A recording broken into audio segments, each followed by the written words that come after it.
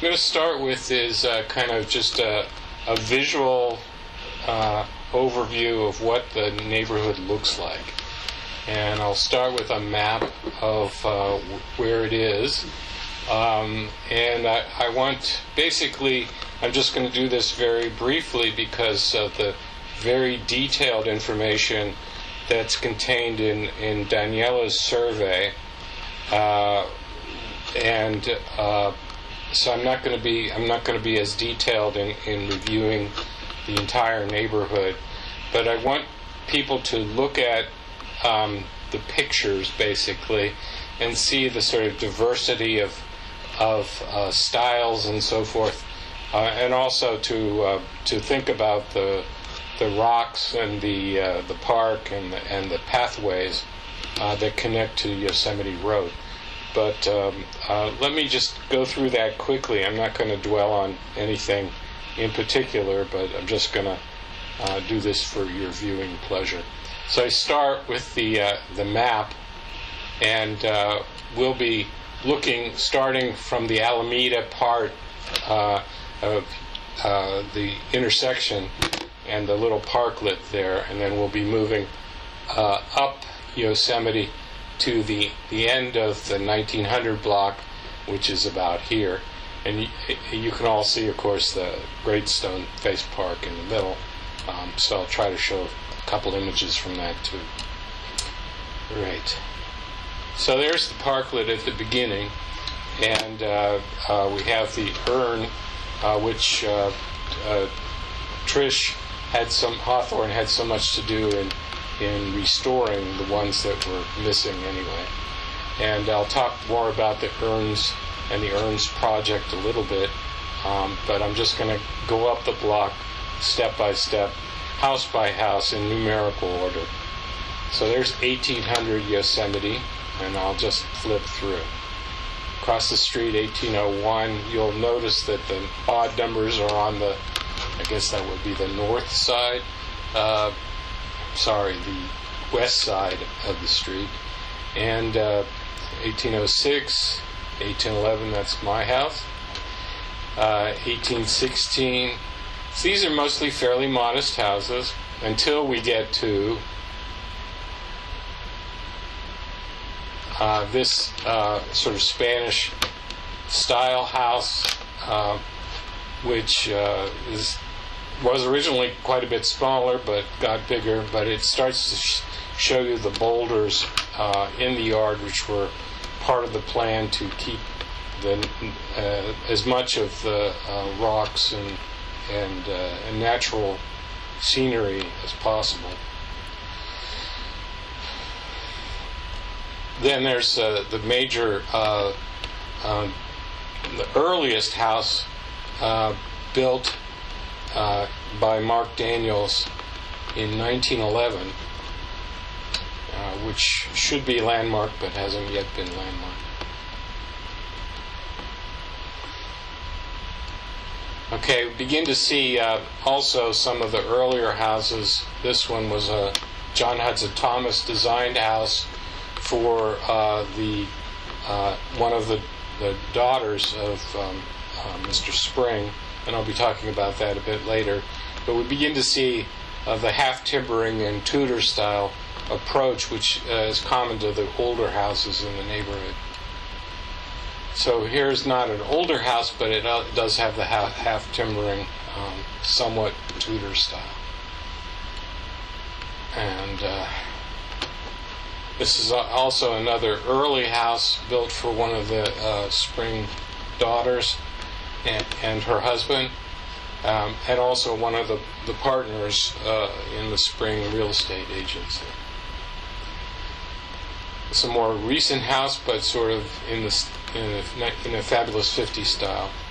Then you can see the Indian Trail, which is one of the major pathways that goes between the Alameda and Yosemite. You see opposite it the entrance to Great Stone Face Park, and one of the big stones in the park. Here are a couple images from the park itself, including one of the urns that's at that corner. And we begin to go into a sort of bendy part of the road, a little sort of semicircle, which used to be called Lover's Lane, but was later incorporated into Yosemite. Very modern house at 1910 Yosemite. Another 50s house, 1920. Another half timbering house. This one again for another. This was the house built by Noble Newsom for his bride, and also a fairly early house. Okay. We get into it somewhat later, 1932. There's a more modern house, sort of 50s style. Another one next to it. And then we have 3 John Hudson Thomas houses in a row, and a fourth actually, pretty much in the same style. Some people call it storybook, I guess, but it has that same kind of Tudor feel to it. Right. Across the street, a kind of Mediterranean style. Then the 4th John Hudson Thomas house.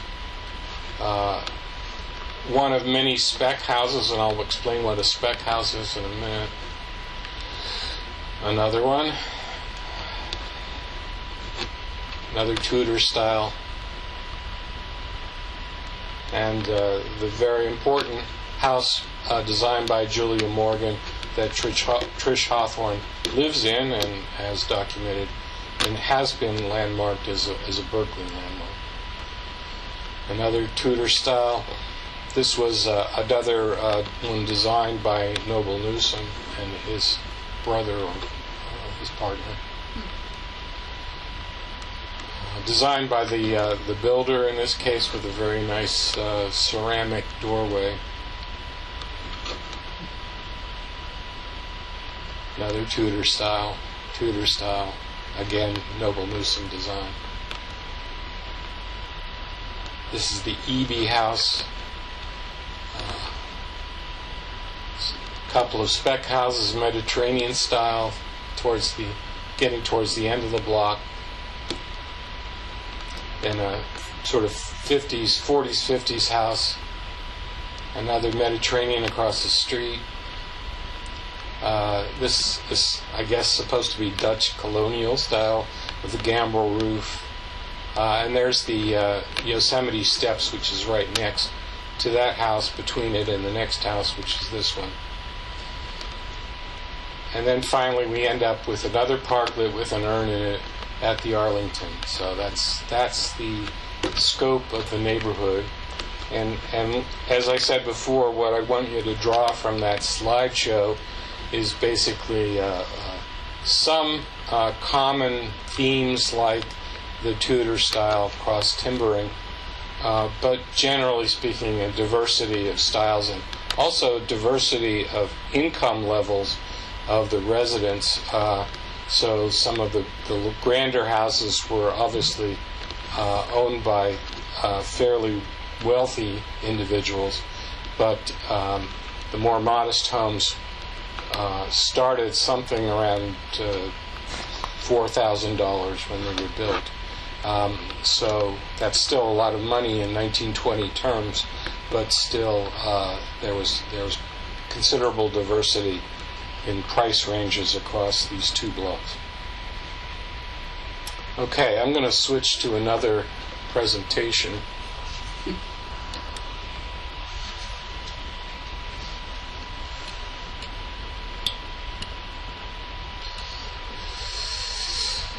Okay.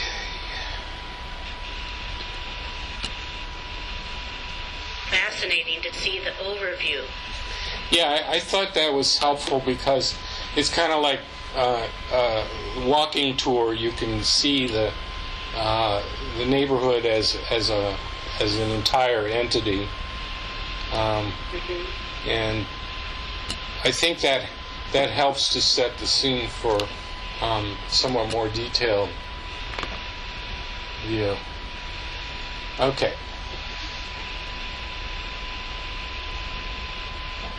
So the whole point of doing this is to think about it as a potential historic district, and I'll review what some of the criteria for historic districts are at the end. But I'm going to just start by talking a little bit about the history of the neighborhood and some of its some aspects of that history that make it a distinctive neighborhood, one that's possibly worthy of being designated as a historic district. So, everybody see that whole thing? I don't know whether you're... yeah. Yes, we can. It looks good. Okay, good. The neighborhood was developed after the 1906 earthquake. In fact, the property was purchased in 1906, immediately after the earthquake, by John Hopkins Spring. Somewhat later, regular commuting service was established to Berkeley. So I'll talk about that difference. But the purchase was in 1906. The first house was built in 1911 by Newsom. By Mark Daniels. And but Spring himself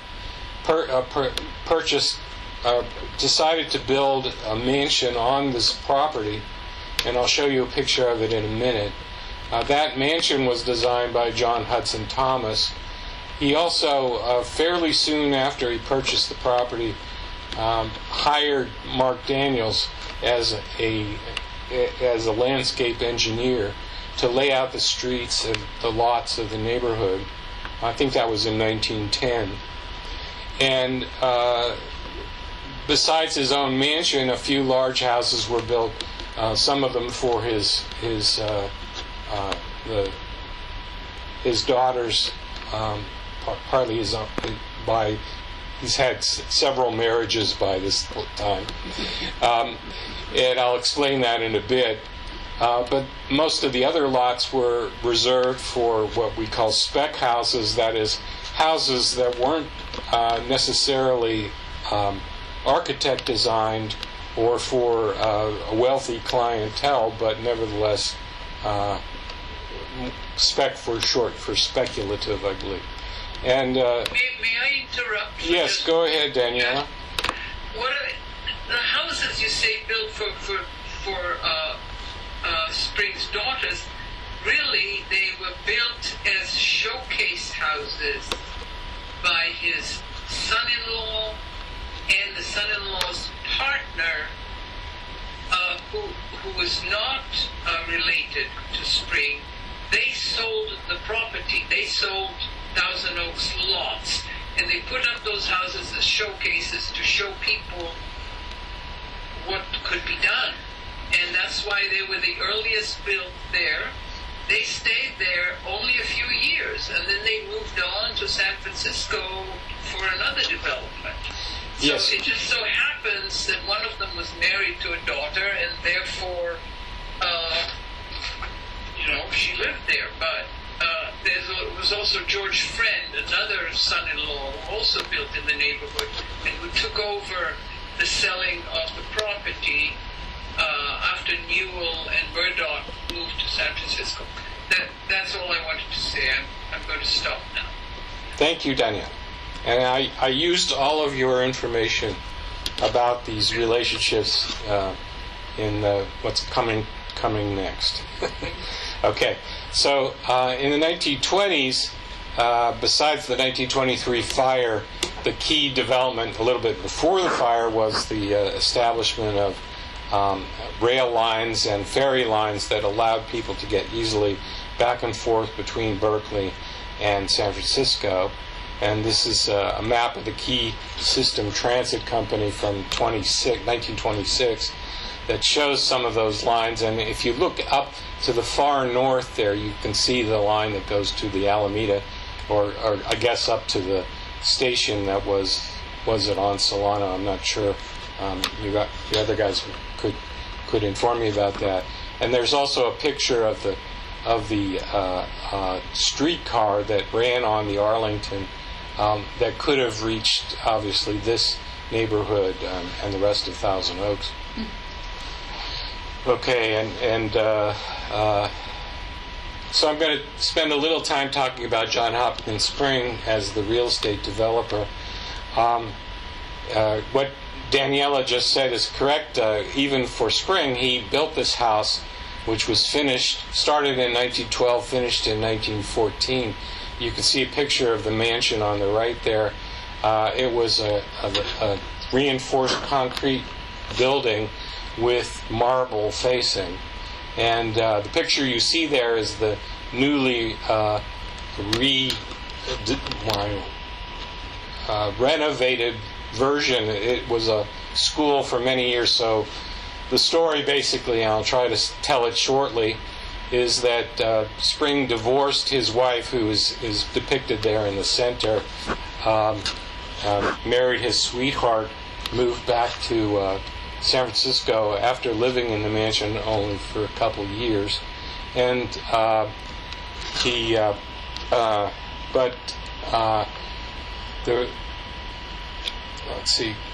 as I said, after he divorced his wife, she lived there for a while, and then it became a school for girls, I believe, for many years until it finally was sold to another party, who then decided to turn it back into a single-family residence. I think the listing price for it is something like $5 million, and it hasn't sold, as far as I know. And it would be a very strange place to live in, but okay, I'll let that go. So here's the real estate developers of the period, including two of whom were partners with Spring in the development of the Claremont Hotel in that area of the city. That's Francis Marion Borak Smith and Frank Havens.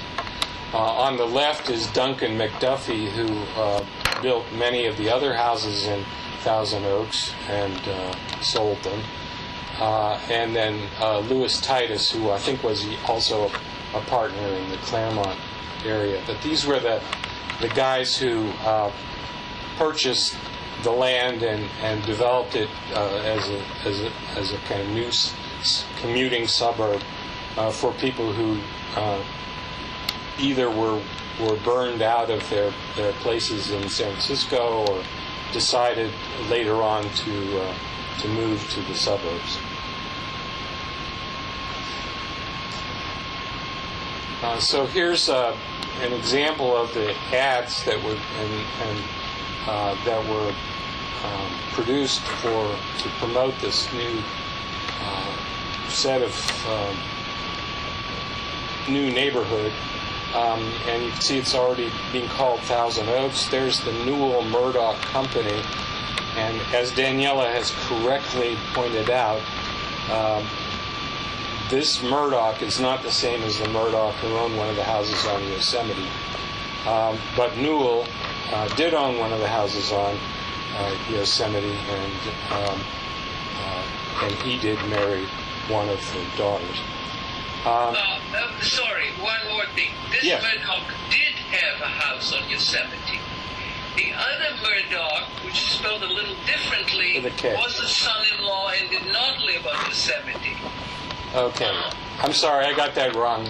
Yeah, there are two Murdochs spelled a little differently, but Newell and Murdoch are the two who built houses side by side right there on Yosemite, the big ones. One of them designed by Jonathan Thomas. Yeah, okay. Okay, sorry, I got that wrong. So the pictures on the lower right are on the very lower right picture shows the first urns that were constructed before there were almost any houses in the neighborhood. And I'm going to have to move the block here so I can see better. Sorry. Okay.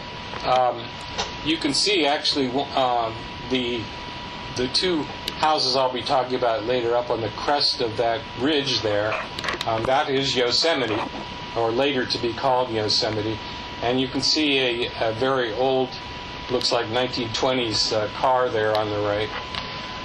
But the urn theme was a part of the design to sort of attract people. Yeah, so Maxwell Parrish painting on the left there, called the Garden of Allah, was the inspiration for the shape of the urns. And that gave it a kind of Art Deco flavor, I guess. But then the picture in the middle is a picture prior to the development of the area that shows the live oaks and the rhyolite boulders, which the designer of the neighborhood, Mark Daniels, decided he wanted to keep. So I'm going to talk a little bit about Daniels in a minute. You notice that the sign there for Thousand Oaks, which was also a Newell in this case Hendricks sign, says it was a high-class restricted residence park. But it also says in there that the houses were quite affordable. So on the left, that Thousand Oaks placard basically suggests that parts of Berkeley have already been built up, so the only place for there to be new housing was north, and so that was a kind of ad to say this: if you want to get in on the Berkeley thing, then you better think about Thousand Oaks. Okay, here's pictures of Mark Daniels and his wife Frances. He divorced her also, by the way, and he didn't live very long in that house on Yosemite. Prior to this, he had been the landscape engineer for Yosemite National Park, I believe, and later on went to design other neighborhoods. He was inspired by John Galen Howard and Frederick Law Olmsted in emphasizing natural beauty, which is why the streets were laid out in a way that conformed to the hilly terrain. It preserved the large rocks and boulders on the site. And he probably had something to do with the creation of the Great Stone-Faced Park in the middle of the two blocks. His own honeymoon cottage was at 1864 Yosemite, built in 1911 for himself and his wife. And here's a picture of that house. The one on the right is the one taken many years ago, I think, by Daniella. The one on the left shows that the vegetation has built up quite a bit, but it also shows one of the huge boulders that is on the left. The style here is chalet style. A.W. Smith was the architect, but Daniels himself designed the landscaping originally. Now again, with Daniella's provisos, I'm going to talk about the three honeymoon cottages. And they may very well, the two at least, were built as part of the promotion. That is the Noble Newsom house and the Newell house. But in any case, these three people, Noble Newsom, Robert Newell, and George Fenn, married spring daughters. In each case, Noble married Anne, Robert married Frances, and George, who was a vaudeville actor, married Gertrude. Apparently, Fenn did not approve of that marriage, but apparently he forgave them eventually. So two of these houses are on Yosemite. The Newell house is at 1890, and the Newsom house is at 1924. The Friend house is on Santa Clara, which is just across the way at the corner of Santa Clara and Thousand Oaks Boulevard. But you can see the two of them were Tudor style. The other one was a different design. So this chart, this table summarizes most of the houses that were architect designed on the 2 blocks of Yosemite. At 1962, a house built by Julia Morgan, 5 houses built by John Hudson Thomas, including the one the ones we already saw in the overview. A.W. Smith was the designer of the Daniels house. Sidney and Noble Newsom's firm designed 3 of the houses on the neighborhood.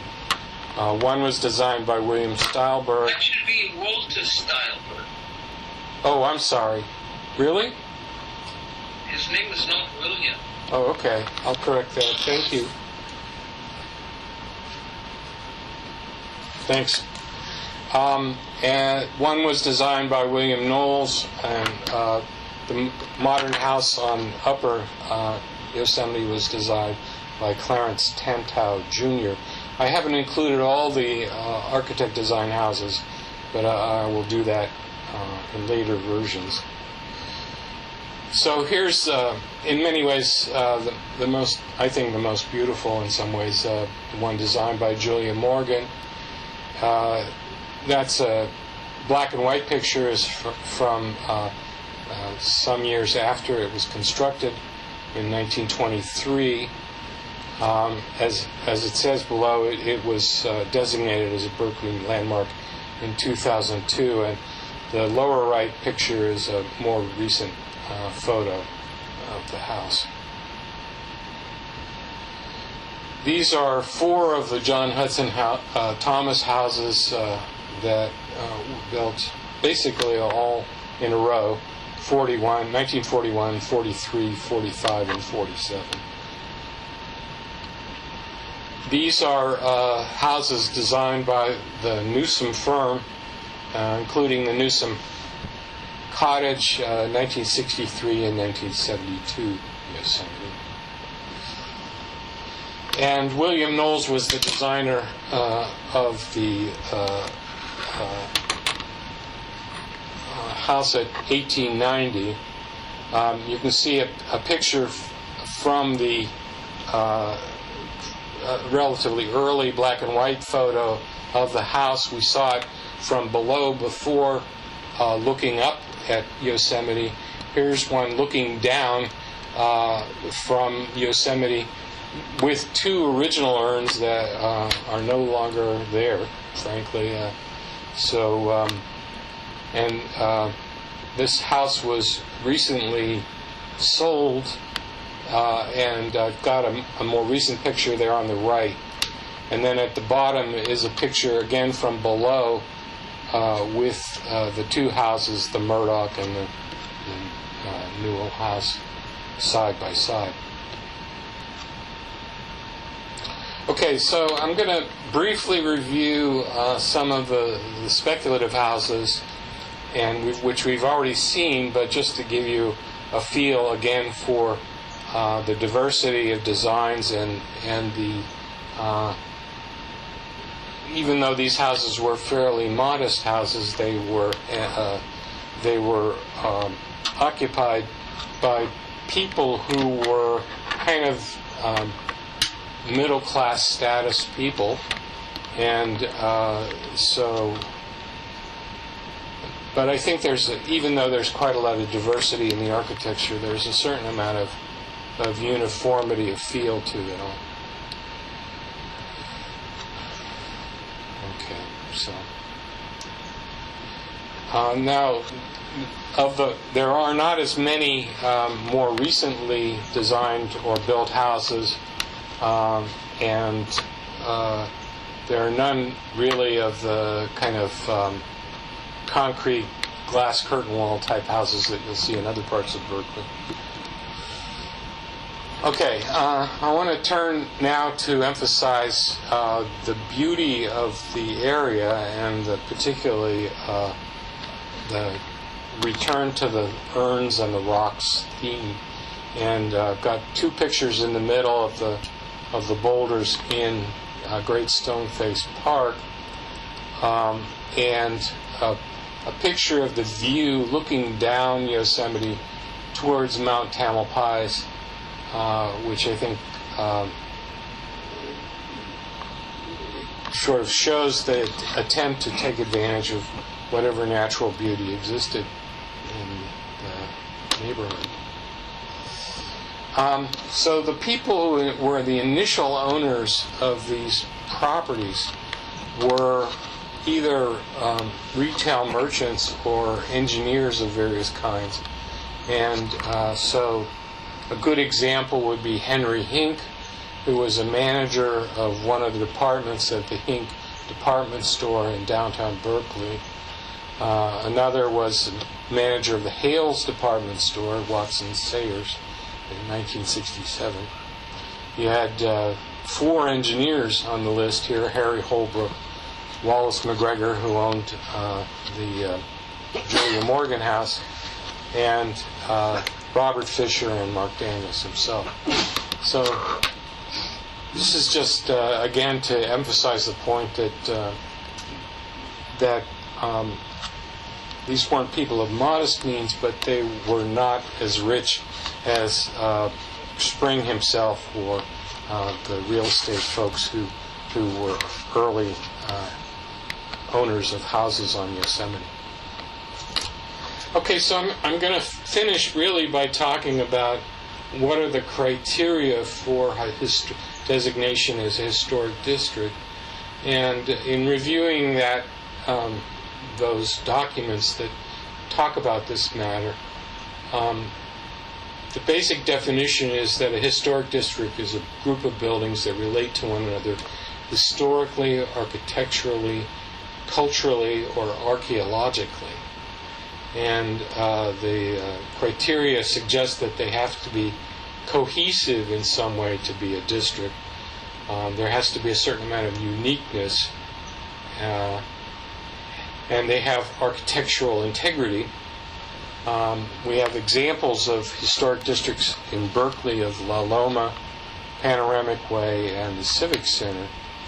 So the question is, can the case be made here for the 2 blocks of Yosemite as a historic district? And I think you can. I don't think we're all the way there yet, but there is a certain amount of cohesion. It certainly is a unique neighborhood.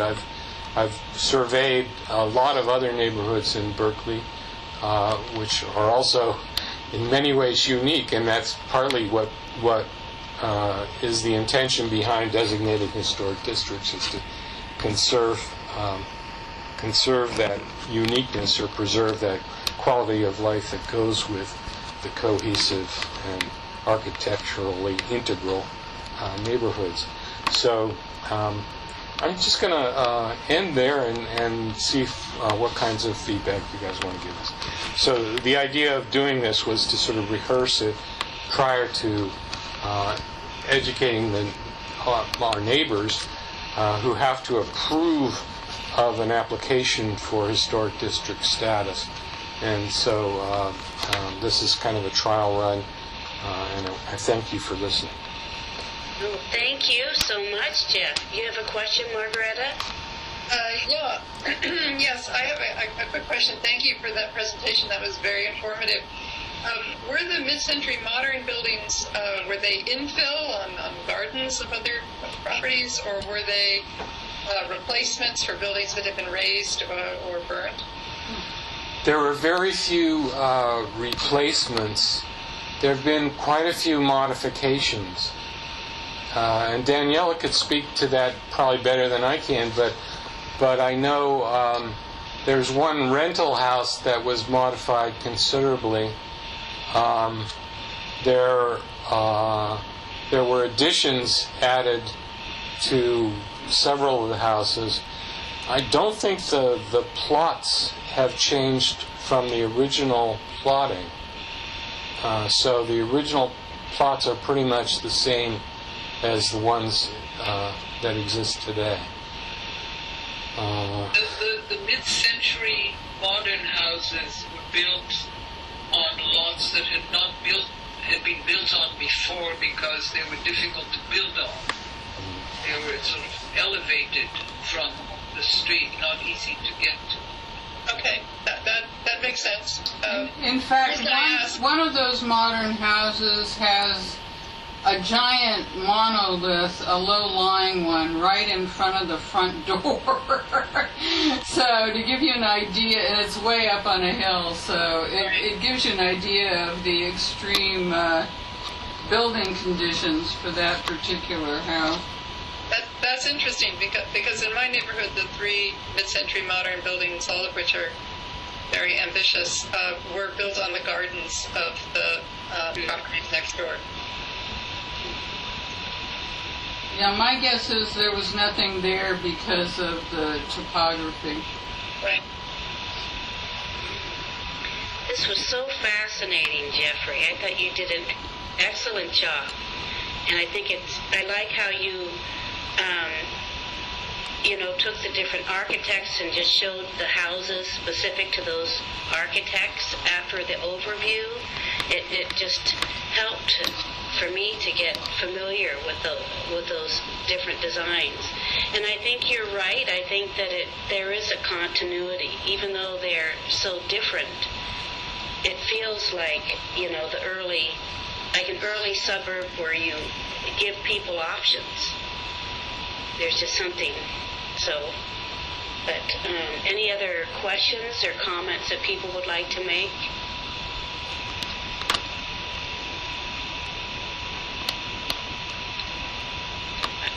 One question I have is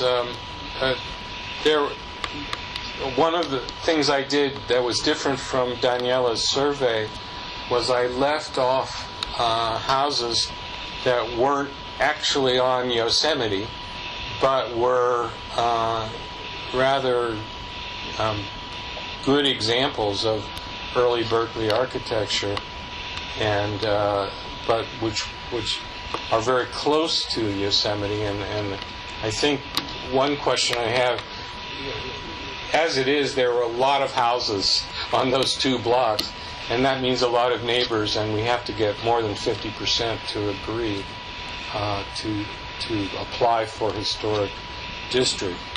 But the question is, should the neighborhood be expanded somewhat to deal with the fact that there are some... Well, you can ask them, and if they want to join, then include them because they add strength to your argument. Yeah, I think that's true. I think we're going to try with the Yosemite residents first, but then if it looks like we need more reinforcement, maybe we'll go that way. Do you have you thought of how you might... Oh, Charles, you had something? Yeah, I have a question. I understand that the Great Stoneface Park was built, or one of the original reasons it was preserved was because it's an Indian burial ground. Yeah, I think I couldn't... Again, I'm going to defer to Daniella. I don't know for sure, but that was... I'm not aware that it was... I did read it on... I'll hunt that out and I'll send it around, but I believe that is true. We know that mortar rock had acorn grinding holes in it that the Ohlone were using. Yeah, we know about Indian rock and mortar rock, but I believe I found an article somewhere buried in the 1920s newspapers where that was an Indian burial ground, and that was one of the pushes to preserve it. I mean, it's buildable land because it's dead level. So I'll see if I can find that. That might be an angled. Charles, that picture that they used in the promotion, yeah, which showed just the rocks and the live oaks, I think it does say it was an Indian burial ground. Yeah, and I think that's true, yeah. Well, and there's still some researchers who come around the neighborhood asking us if we found anything recently. Yeah, guys looking for arrowheads. So I think, we need to do a little more research to check that out. But that would certainly add to the archaeological dimension of the historic district, in that it obviously was heavily populated at one point by Native Americans. Yeah.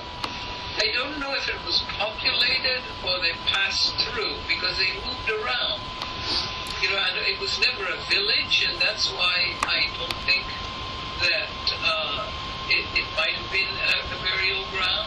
Obviously, there was a lot of food there because there were lots of oak trees and therefore acorns. So it makes sense for them to have gathered acorns there and to use those mortar holes to grind those acorns. But they lived mostly on the seashore because of the fishing. Yeah, that's why the shell mounds are by the seashore. Yeah. So, Yeah, well, I think they if you read the Malcolm Margolin book, they were in the seashore in the winter and then in the summer up they moved around, yeah. up in the hills because of the acorns. Right. Okay, yeah, that's definitely worth looking into. Fascinating, yes. That would add a whole new dimension to the theme of your historic district. Do you have an idea or where you'd like to go from here with your plans or promotion? Well, I think our next step is to further educate the neighbors as to the history of the neighborhood, but then to try to win their support. I know that the people who live in what used to be the Daniels house are interested in landmarking the house, especially if they could use the Mills Act provisions to improve the property. But it's already been improved internally quite a bit.